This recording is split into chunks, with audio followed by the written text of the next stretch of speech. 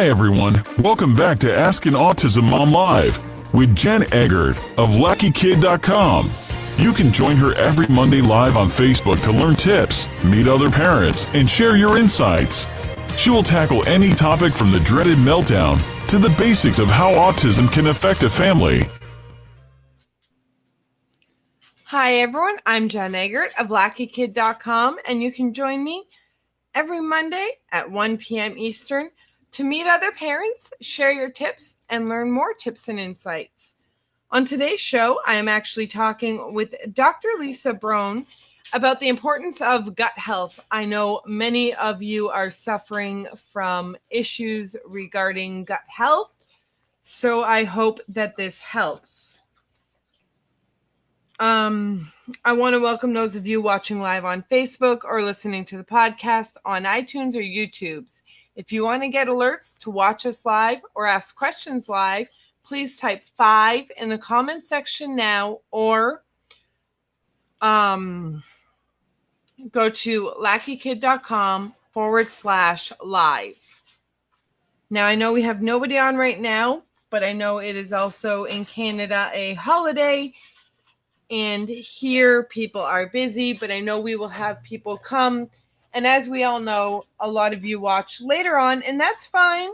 If you do watch later on and you have questions later on, just give them to me in the group and I will get them to Dr. Lisa and we will see if we can answer your questions if you were not able to make it live.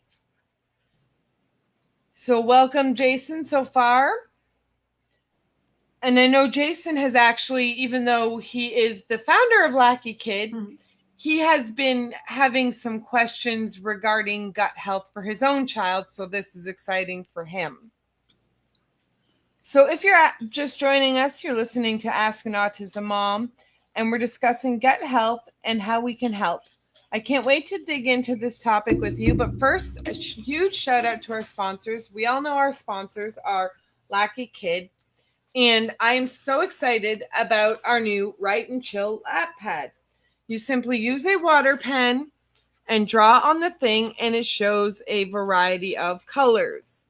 You can use this for practicing the A, B, C's. You can use it for anything. It really works great for traveling. I love this thing because it folds up, packs in your suitcase. The pen goes in the little pouch. It all travels well. This is actually one of the items that will be available in our travel kit. I will do a video in the next couple of days showing everyone our travel kit and what we offer. So welcome, Maria. Maria, we will get into exactly what gut health is in 2 seconds. So first, I want to welcome Dr. Lisa for coming to the show. Thank you so much for being with us. Thank you so much for having me. It's a pleasure. Now, Dr. Lisa Brone, MD, has been in the medical practice for 23 years, most recently working for Paladina Health, a direct access concierge medicine company, and prior to that, as the owner of her own solo practice.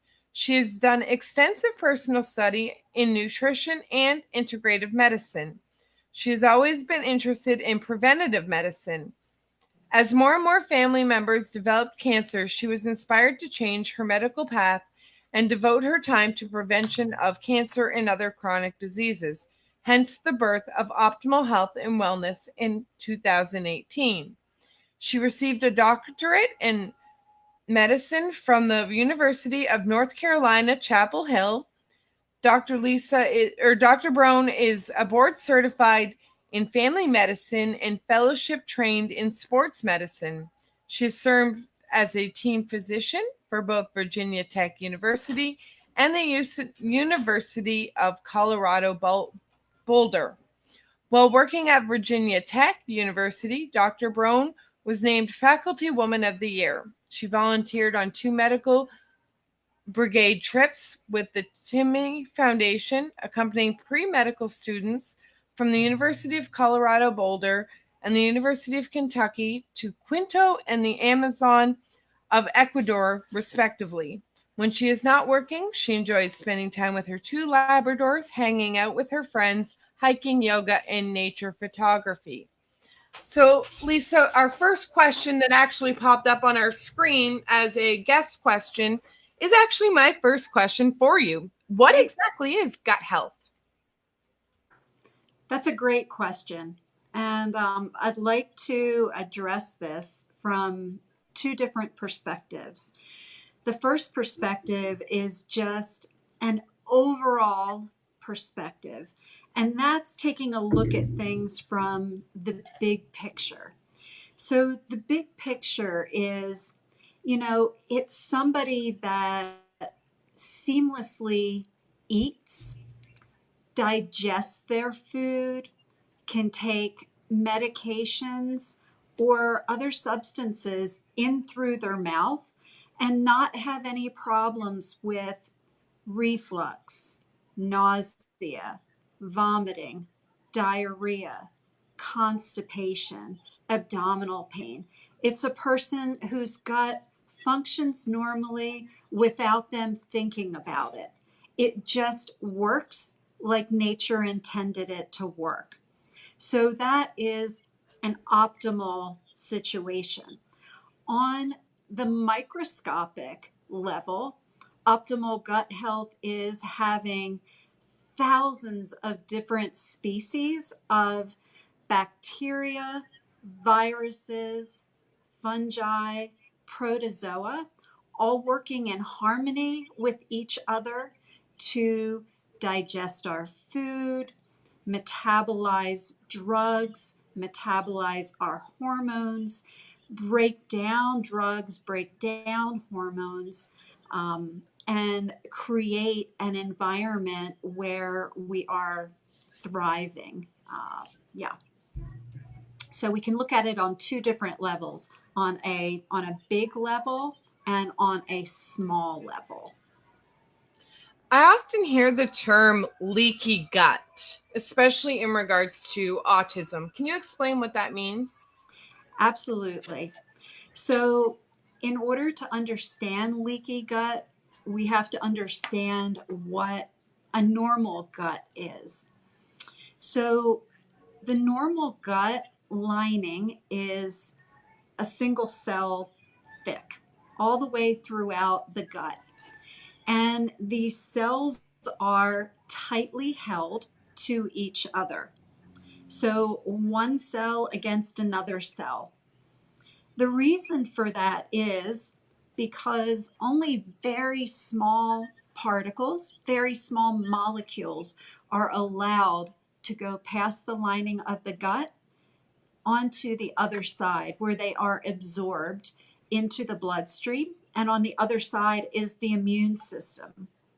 The bacteria and other microbes in the gut actually train the immune system.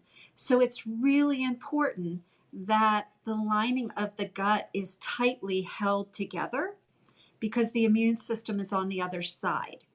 What a leaky gut is when these cell linings, single cell linings, are not held tightly together, but there's holes in the cell lining and large molecules can get through.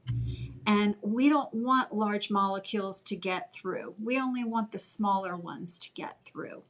So when these large particles, large molecules get through, on the other side is the immune system.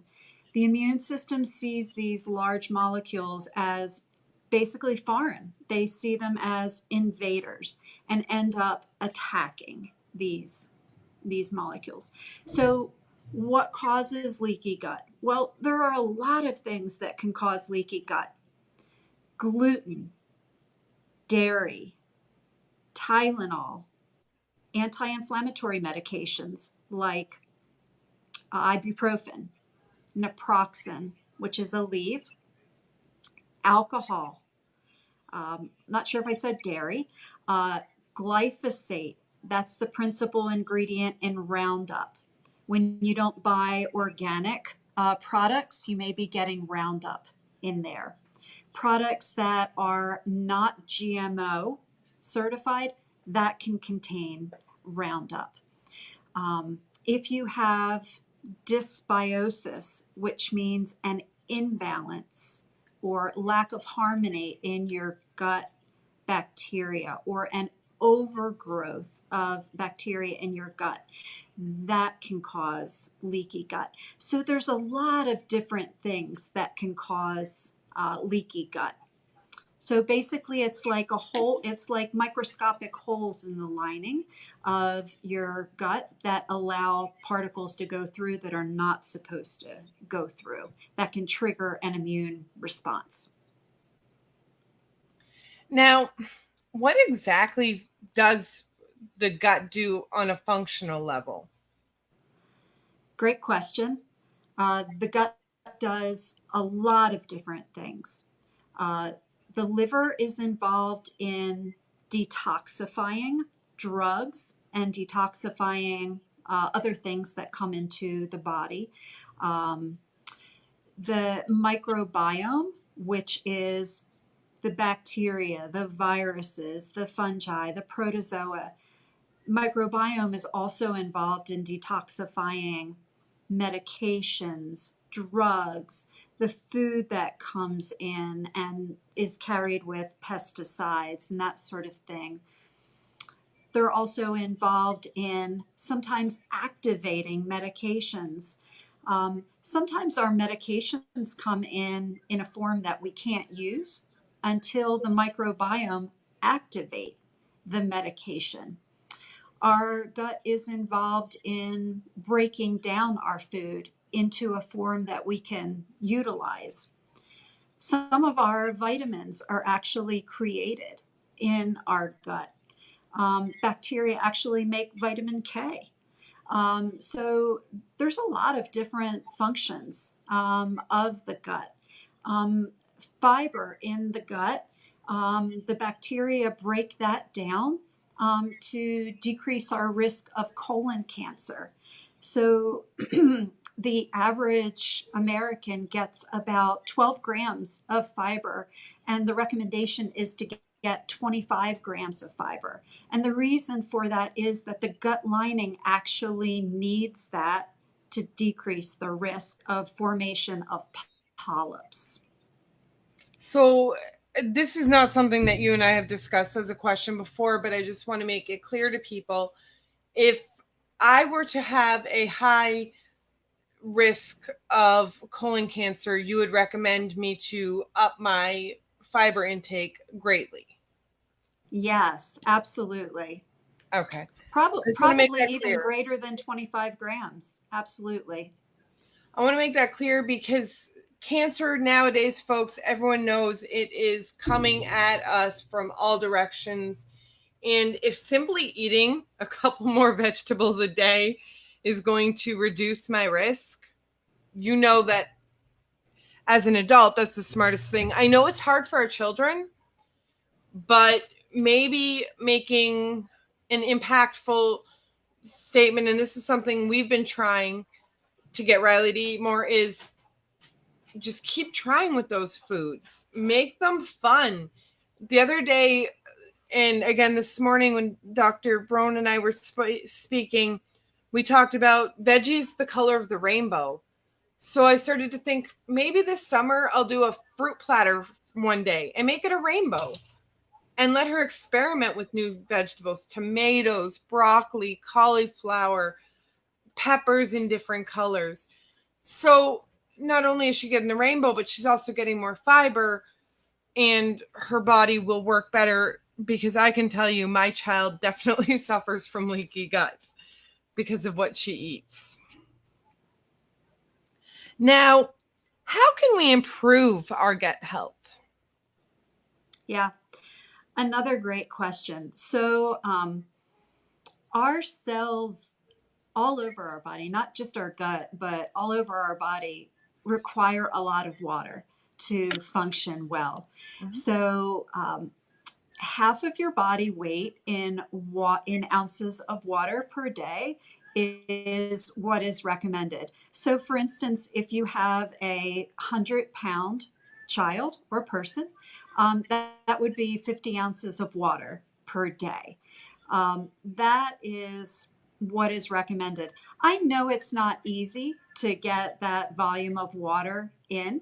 That could be also in if you have a liquid based soup, that can count. If you have an herbal tea, that can count as well. So it doesn't have to be, all just water. And I like to recommend that people, can flavor their water as well to make it more palatable. If you want to add lemon slices, lime slices, orange slices, whatever you want to do to make it more palatable, absolutely. Just not the sugar based drinks so much, and just more of the plain water. I really enjoy, I don't have it with me. I wish I did. The water bottle that comes with the mesh sleeve in the middle, and you put your flavoring, your fruit in there, mixed berries and strawberries.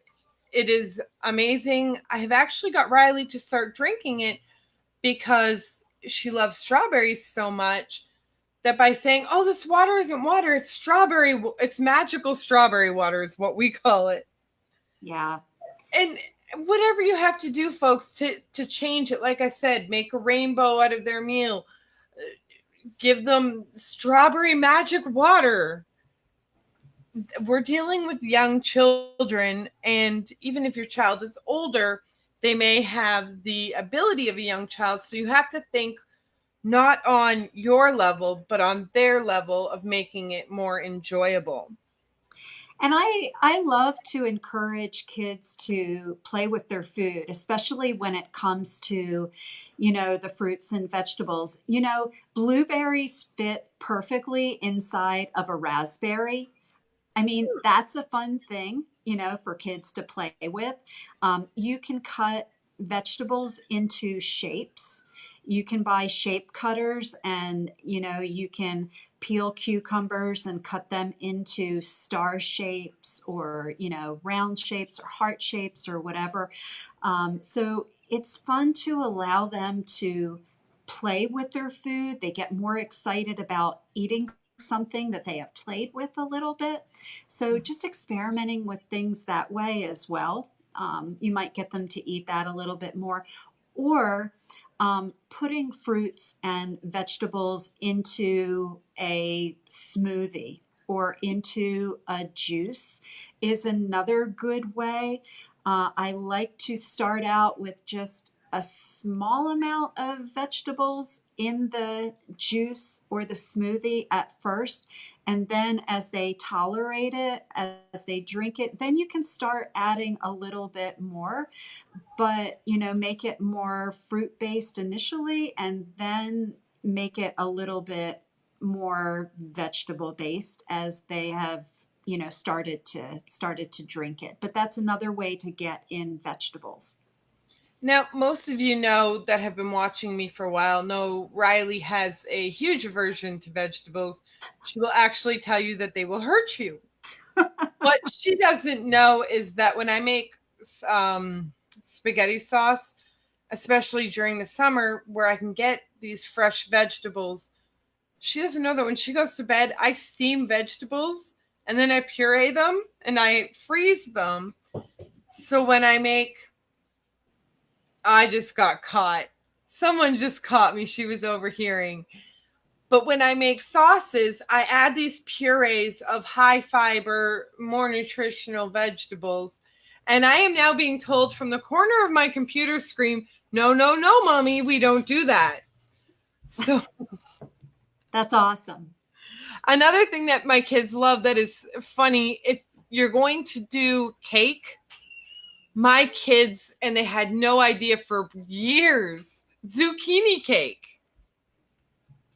And they really actually liked it. My picky husband even ate zucchini cake until he realized there was zucchini. So Yeah. Dr. Brone said, really play with your food.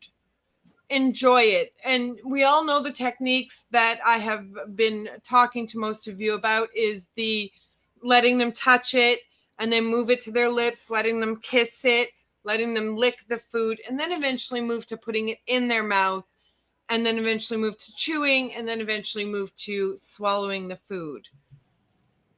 but making it fun makes it much more easier to do those lick, touch, kiss actions.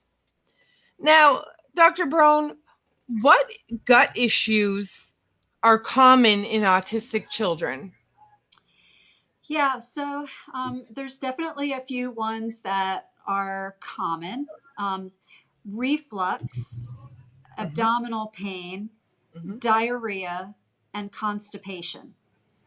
Those are the common ones.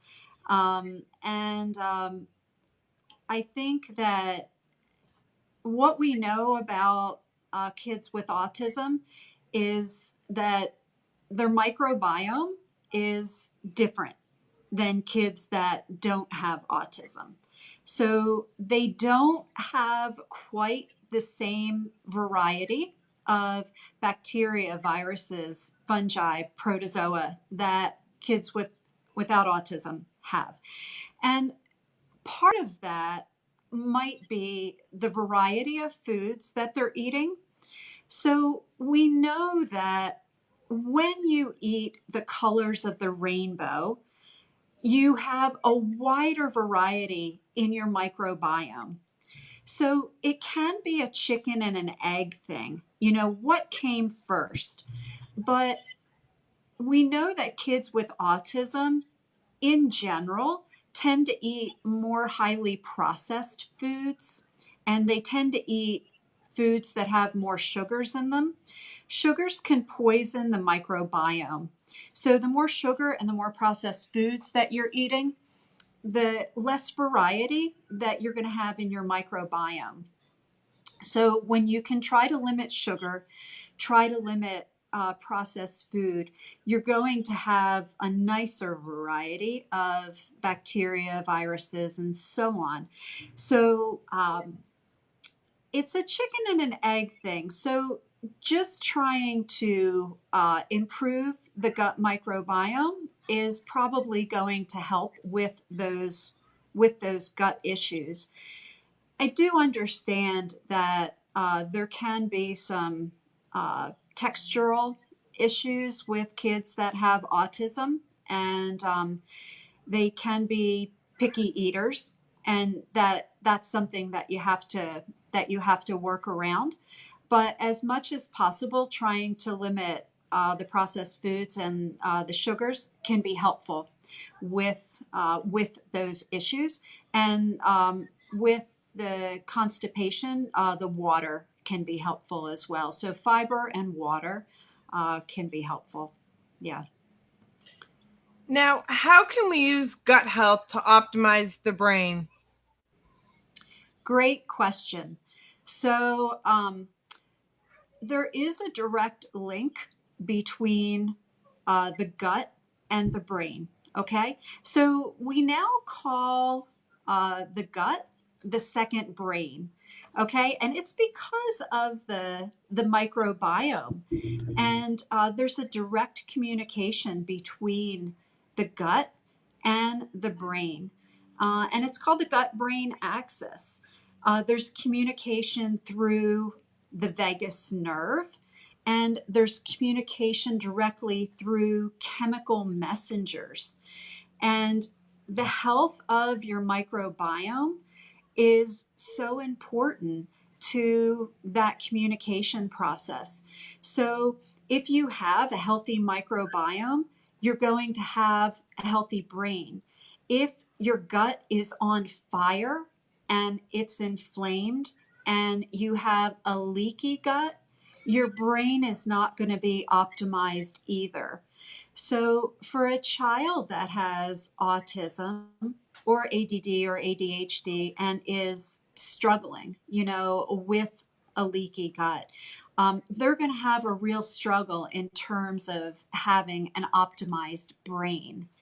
So there are some things that can be done for, you know, helping with the gut. Um, Vegetables and fruit that contain quercetin are good sources for helping to heal the gut.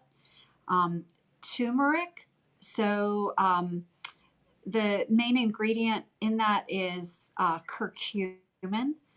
that's another thing that can help heal a leaky gut.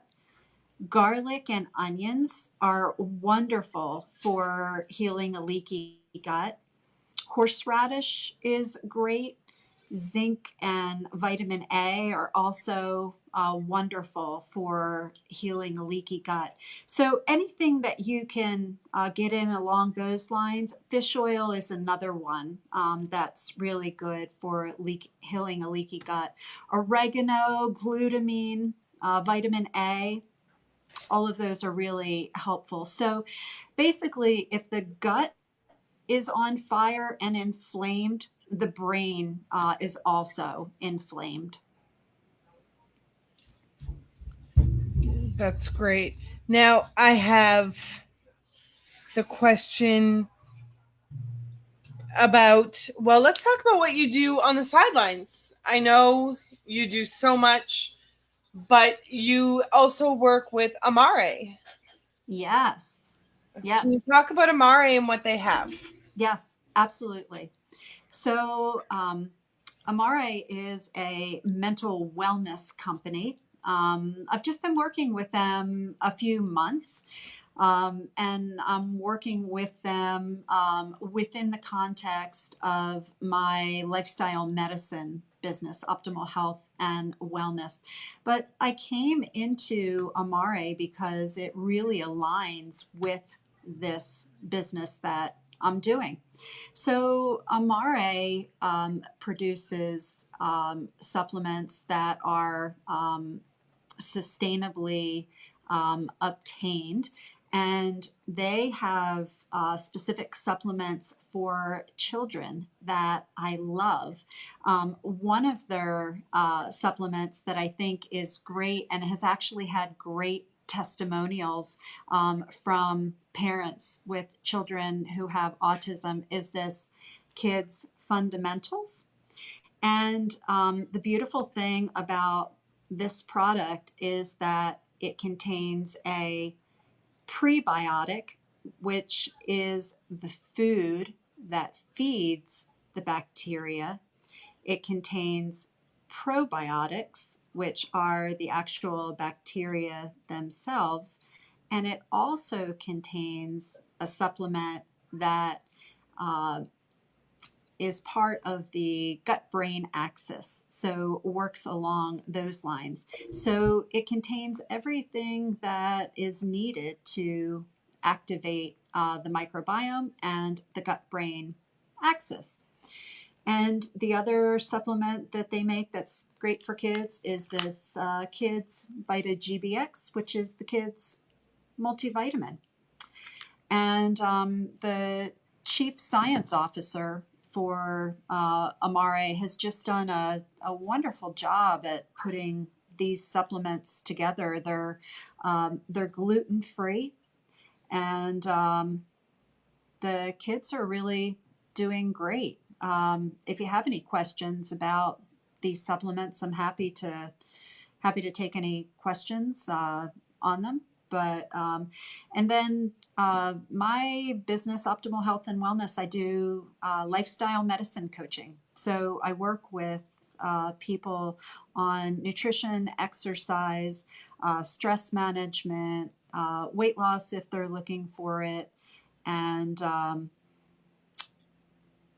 sleep, yeah, those sorts of things. So working with people on improving chronic diseases. So if somebody has diabetes, high blood pressure, cancer, or wanting to prevent cancer, autoimmune diseases, that sort of thing.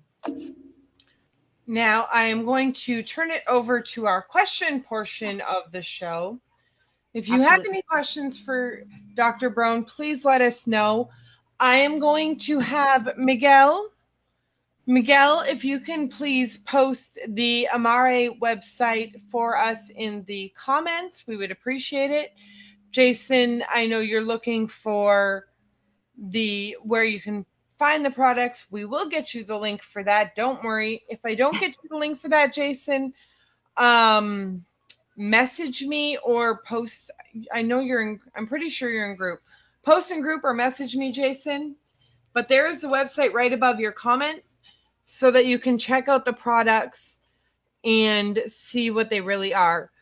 Now, Lisa, when you held up the products, it kind of got a little bit pixelated. Can we try one more time just to see them, if we can get a clearer view on them? Okay.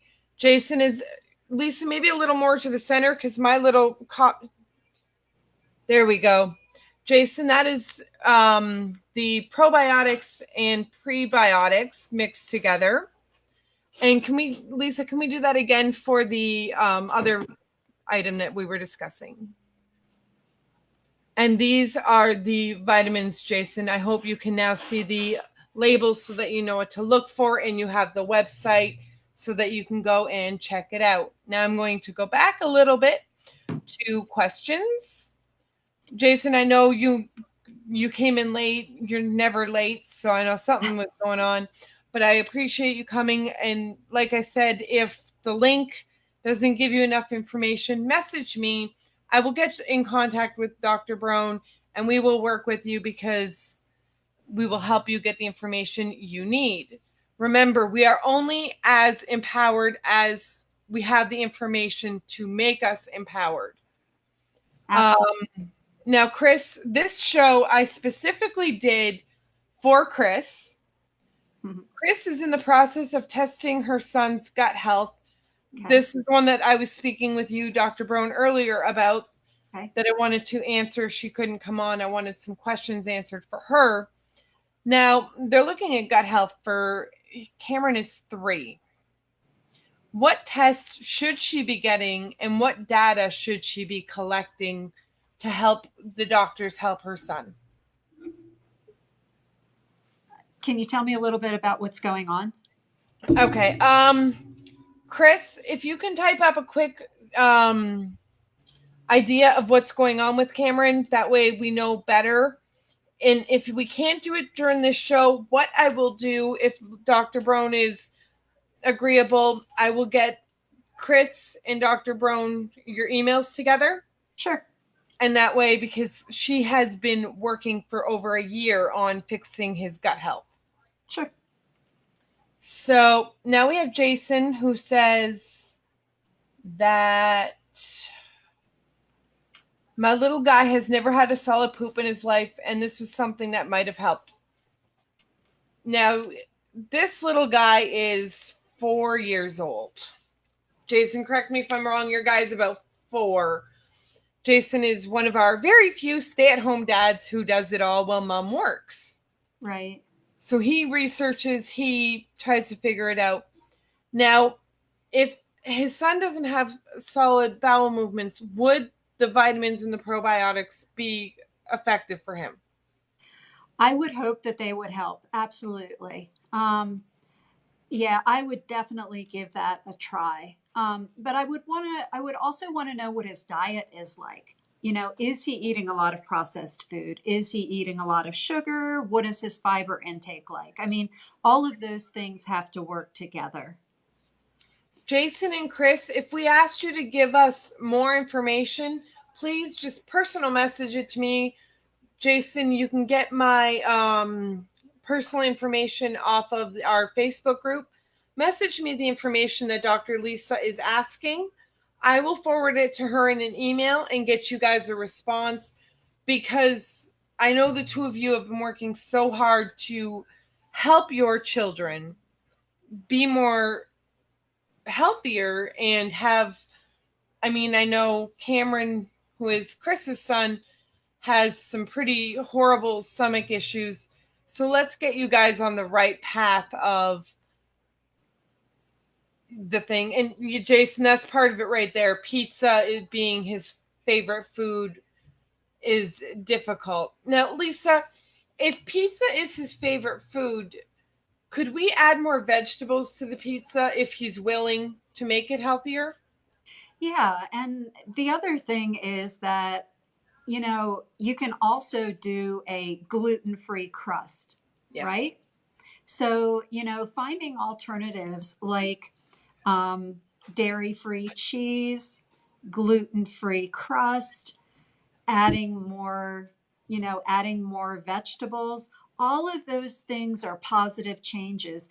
And you might not be able to do all of those at once because it might not taste like pizza to him and he might not eat it. But trying to, gradually make that transition away, that might be helpful. And remember, folks, I am gluten-free. I do understand the challenges that come with being gluten-free. It's hard to find food. It's more expensive. Let me give you a couple quick tips on that aspect. If you have an Aldi's near you, if you have an Ingles near you, a Publix, and oftentimes Bi-Lo, those stores really sell a lot of gluten-free food. And it tastes good. Now, I have not tried it yet, but there is, my mother lives by it, cauliflower pizza. Jason, I'm not sure if that's something you can slowly turn him to, is a cauliflower-based pizza, but it would be more nutritionally valuable than a regular pizza. But at least, Jason, he does like toppings, so maybe move to more vegetables, make it brighter. We were talking, Lisa, you and I were talking about the colors of the rainbow. What about making a rainbow pizza, folks? Yep. Sit your kid down. Let them decorate their own pizza. Buy a shell crust or make one and let them decorate it. Put different vegetables out and say, make this yours.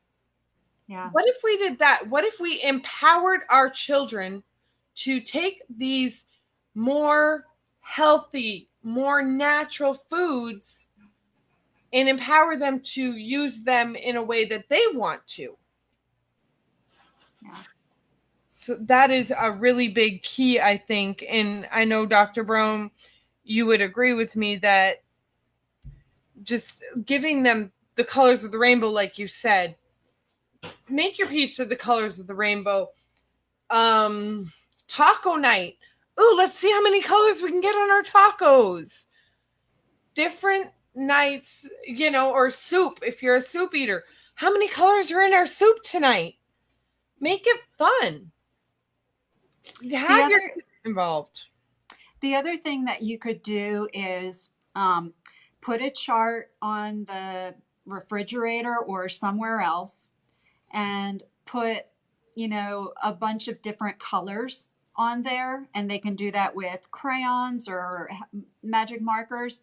Have them check off as the week goes by how many different colors they have eaten. Oh, I like that. During the week, and when they get however many colors, they get something, a star or a little this or that. Make it fun for them to eat as many colors as possible during the week, so it becomes a game, and they're incentivized. I love that idea, folks. Make it fun, like I said, and like Dr. Brone said, make it a game. If your child works on visual schedules, her idea of making a visual chart is amazing. Now back to Jason. Jason, you often have heard me refer to my autism community as my tribe. How many of us were growing up being told it takes a village to raise a child? Mm-hmm. I know that used to be the old adage. Mm-hmm. When I was a child, I literally would be playing in front of my house and have like 6 sets of eyes on me. It's not like that anymore, but I try and make a autism tribe, an autism community where we may not necessarily be in the same area, but we watch out for each other. We help each other. We give each other ideas, and we work together to make it healthier. Now, Chris, back to Chris, Dr. Brone with Cameron. He is doing better gluten-free, and they avoid all artificial sweeteners. Now, I know you're probably going to be like many, no child should have artificial sweeteners. So,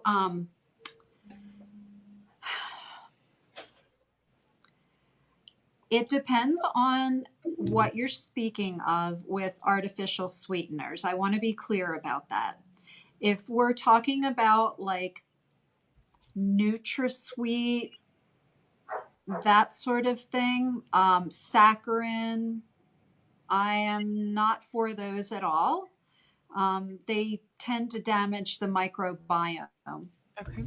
There are what I call sugar substitutes that I think are great, and they can be used safely.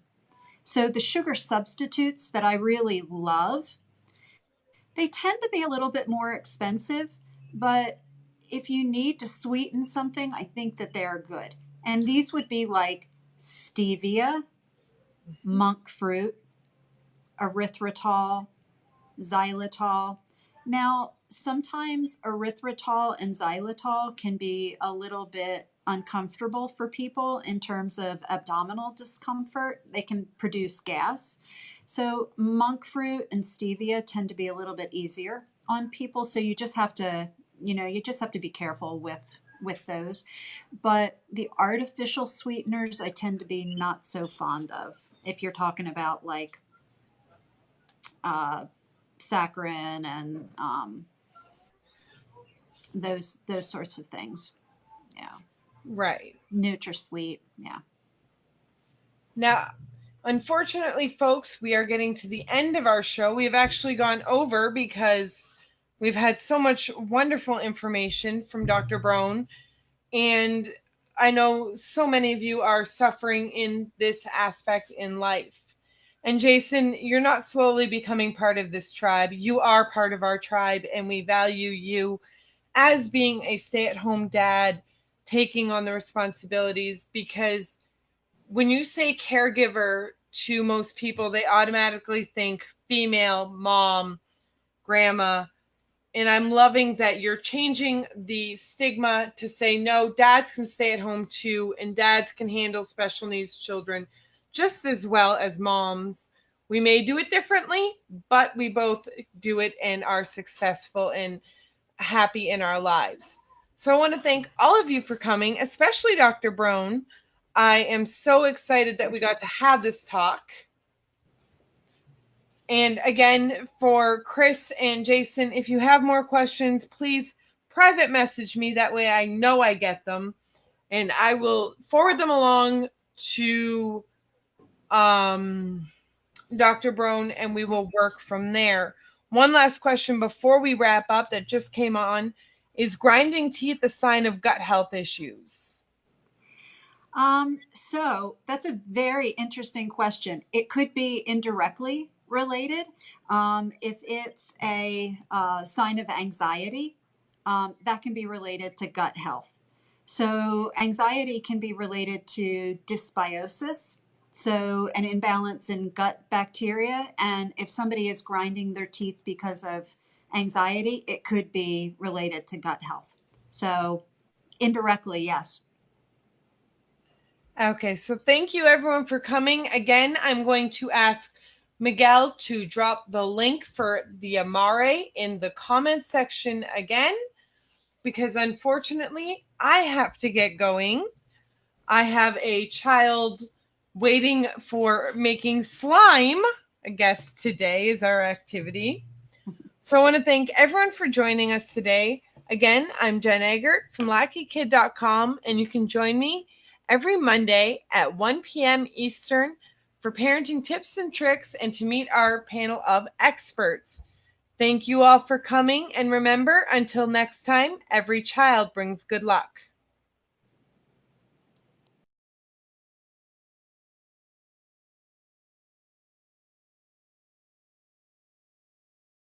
Thanks for joining us today with Jen Eggert. You can join her live every Monday at 1 p.m. Eastern on Facebook. To learn more information about how to join our free parent support group, watch the show live, or ask your question that will be answered live by Jen on an upcoming show, please visit lackykid.com/ask.